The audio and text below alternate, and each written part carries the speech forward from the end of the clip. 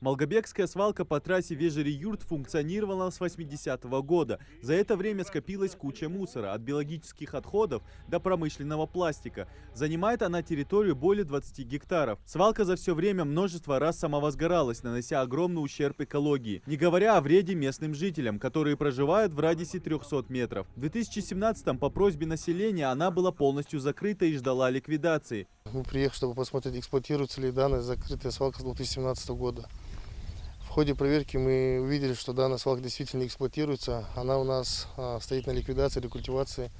В планах на 2020-2021 год стояла, но ввиду того, что отсутствие денежных средств было, данная заявка была переделана, и рекультивация и ликвидация данной свалки запланирована на 2021-2022 года.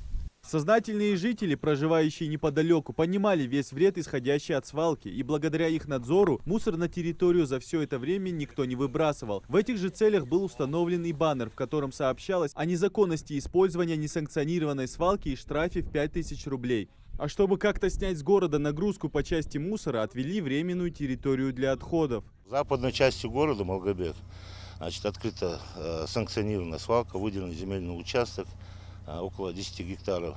На данный момент мусор вывозится на эту свалку. Но какие меры будут приняты по ликвидации свалки и когда? Этот вопрос долгое время остается у жителей открытым. Первоначально был запрограммирован метод рекультивации с вывозом отходов на Сунжинский полигон. Но появились проблемы с вывозом. Так, например, единственный полигон в республике уже переполнен. Плюс ко всему транспортировка из Малгобека в Сунжу нанесет вред как автомобильным дорогам, так и атмосфере. В связи с чем принято решение более затратного, но безопасного и нового метода ликвидации. На этом участке планируется все отходы локализовать. Вон мы видим наверху вот этот участок, да? Там будет создана своего рода чаша с гидроизоляцией, с проложением вот этих гидроизоляционных материалов.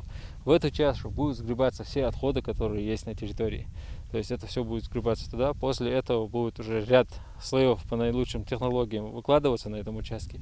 Грунты, ПГС, материалы нетканые, материалы, геотекстиль, разные вот эти материалы. После этого сверху будет выкладываться плодородный слой почвы, а потом уже высаживаться травы. Это уже биологическая рекультивация называется. Новый метод позволит очистить 19 гектаров земли. Вместе с почвой завезут новый грунт, и территория станет экологически чистой. Также на месте можно будет заниматься хозяйством или строить дома. Тогда как в других случаях после рекультивации этого нельзя было сделать. Составив план, Минприроды провели совместно с городской администрацией совещание, где был затронут ряд проблем экологии в районе. Например, вопрос о мусоре в Очулках, где санкционированных свалок практически нет, из-за чего отходы люди выбрасывают прямо в поля.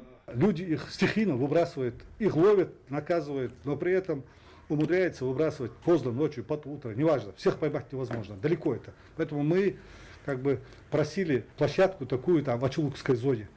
Пошли навстречу, мы землю с вами посмотрели. Есть подвижки в этом плане? Что-то? Земли нашли, сейчас в ближайшее время с инвестором определимся. Там еще один инвестор, который планирует. В работе все, да? Все это в работе. И большую зону там построить с перерабатывающими комплексами.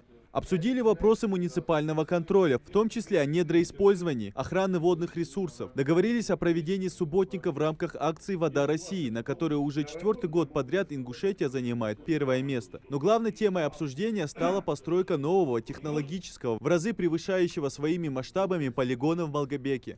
Если мы сейчас построим полигон, обычный, как свалка, да, он заполнится за год. Конечно. Поэтому нам надо предусмотреть сортировку. Пока что перерабатывающий комплекс сейчас будем вывозить за пределы республики. Очень много есть разных заводов, не только там. Да, есть соседние, есть дальше металлургические, металл дает, пластик, туда-сюда, хвосты пока размещаются. Вот, например, в Сунжинском полигоне, да, часть вывозится отходов, часть размещается. Но сейчас прорабатывается вопрос, как перерабатывать сами хвосты. Их можно сжигать с получением топлива. Есть ряд других моментов, которые можно делать РДФ, за счет этого. Если получится полный цикл сделать, там минимум будет размещаться на полигоне, и срок службы полигона очень сильно увеличится. И опять же, это не будет сказываться, загрязнение шамашку гасу, везде бросать все не будет. Реализовать свои планы по строительству нового полигона собираются уже в 2022 году. Минприроды проехались уже по всем районам республики, чтобы оценить ситуацию по мусору в целом в Ингушетии. По словам исполняющего обязанности министра, если сравнить районы, то худшая ситуация пока в Карбулаке и Назране. Малгобекским районом они были довольны и заверили, что по экологическим нарушениям будут привлекать к ответственности глав муниципальных образований с использованием всех административных норм. Идрис Ижиев, Адам Гулоев, Магомед Белакиев. Новости 24.